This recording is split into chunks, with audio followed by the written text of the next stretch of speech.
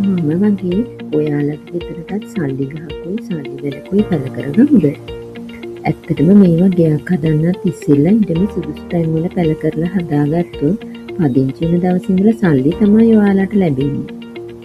මේ රටින් ගේන දෙයක් නෙමෙයි, අපේ රටේ ඕන තැනක හදාගන්න පුළුවන් පොල් සහ ගම්මිරිස් ගැන තමයි අද මම කතා කරන්නේ. වෙළඳපොලේ පොල් මිල සාමාන්‍යයෙන් දැන් රුපියල් 180වත් 200වත් අතර වෙනවා. ගම්මිරිස් ග්‍රෑම් 100ක් රුපියල් 300යි.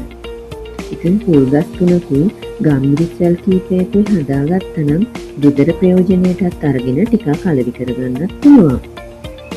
හැබැයි පොල් පැලයක් හදාගන්නකොට මුදලට ගන්නවට වැඩිය පොල් මදය හොඳ ඝනකම ගසකින් ගෙඩියක් හොයාගෙන පැල කරගත්තොත් ඒක ගොඩක් වටිනවා. මොකද ඒ ගහෙන් අපට ලැබෙන ප්‍රයෝජනය ගොඩ කාලයක් පවතින නිසා. ගම්මිරිස් පැල නම් මිලට ගන්න තැන් ඕන තරම් තියෙනවා.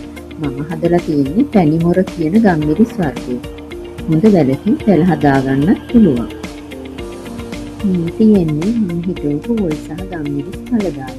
කාර්යබහුලකම නිසා හරියටම සලකන්න බැරි වුණත් ගෙදරට පාවිච්චියට නම් නැති. තව කඩන්නත් තියෙනවා. පැහිලා තියෙන ටික විතරයි මම මේ කඩාගෙන තියෙන්නේ. මේවා මම හිතුවේ ගෙදර පදිංචි වෙන්නත් ඉස්සර. ඉතින් ඔයාලත් මේ දේ කරලා බලන්න. ගෙදර ගාපු දෙයක පළදාන හිතට හරිම සතුටක්. ඉතින් ඔයාලගේ ජීවිතේට මගේ වීඩියෝ වලින් වටිනාකමක් එකතු වෙනවා නම් මාව subscribe කරන්න. bell icon එක click කරන්න.